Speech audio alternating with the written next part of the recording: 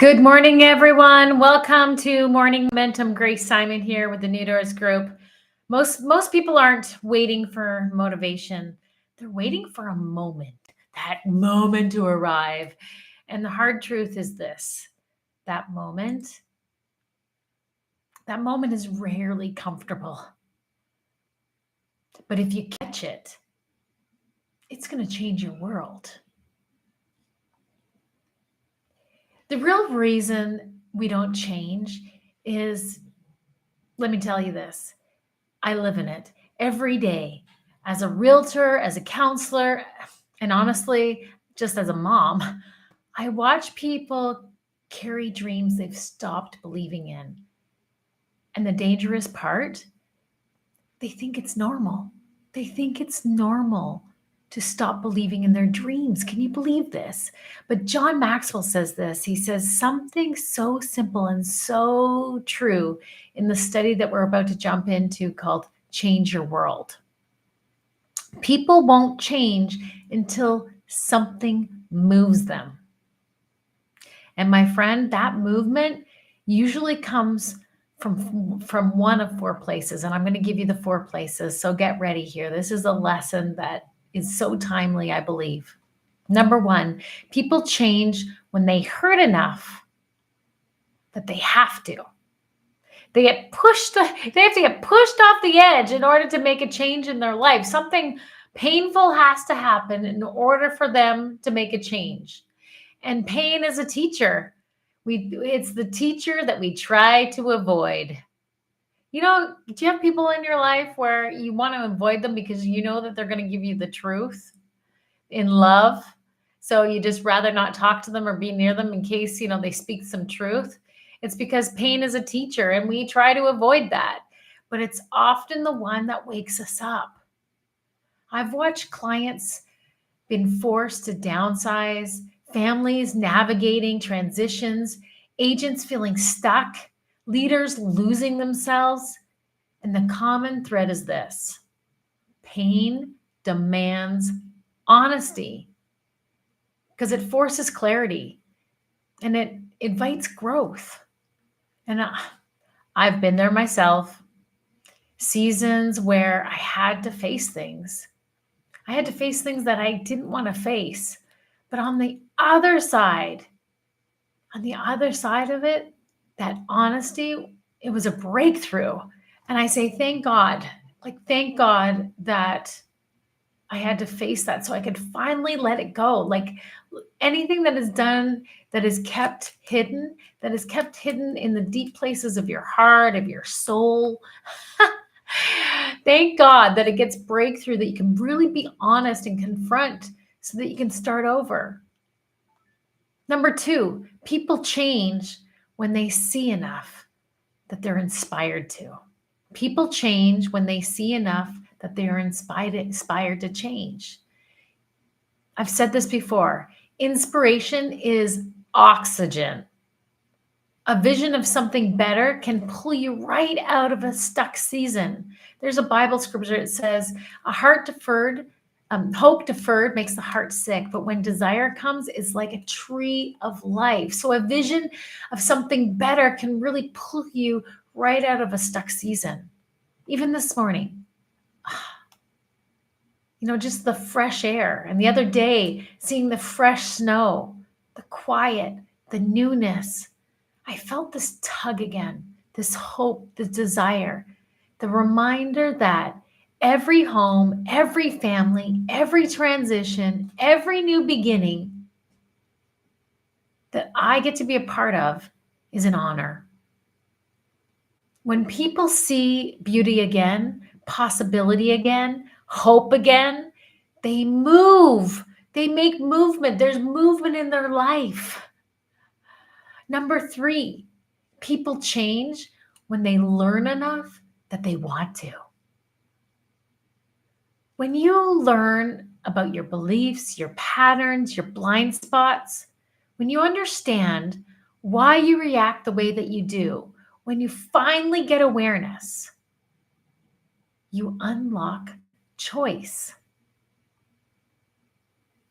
This is why I teach about beliefs. This is why I coach. This is why I show up every morning. Because the moment you learn the truth about you, who you are, and what you're capable of, you want to move. You want to make movement. There's like a desire, there's a spring of life that comes that helps you to take that next step forward. Number 4, people change when they receive enough that they're able to. Support matters. Encouragement matters. Tools, systems, people who believe in you, it all matters. Most people aren't lacking desire. They're lacking help. Someone to say, you're not dreaming too big. You're not dreaming big enough. You're dreaming too small, man. You need someone to say, you can do this, and I'm going to walk with you through it. That's why I'm stepping into this mentoring season so boldly, because people need support, direction, and a voice that cuts through the noise. Yesterday, I was with a community friend. Yesterday, we had to pick up a big load of food that was given me to distribute, to give into the community. And so we went to this young mothers center. It's called Rose of Sharon in our community. And, we dropped the food off that was so well received, and they couldn't wait. Deanna couldn't wait to give us a tour of her facility. I'd been there before, but she's like, you haven't seen it all and fully. I need to take you through to really see what happens here in this center, Rose of Sharon. And then they help young mothers, typically anywhere from 14 to 25. And so she took me around, shared, the pantry, the clothing center, where it's so like just with such dignity and looks like a storefront that the girls and the women can go in and pick out clothes for themselves and their children, and the learning center where they can receive a high school education and they can graduate with dignity, and the support and the care that they offer. But it wasn't just the support and the care that they offer. It was the stories of how girls were able to move forward, how they were able to get the support, find a tribe, find security, be given life, speak life into them, that they could believe for more for themselves, so that they could truly step into the life that they're meant to have.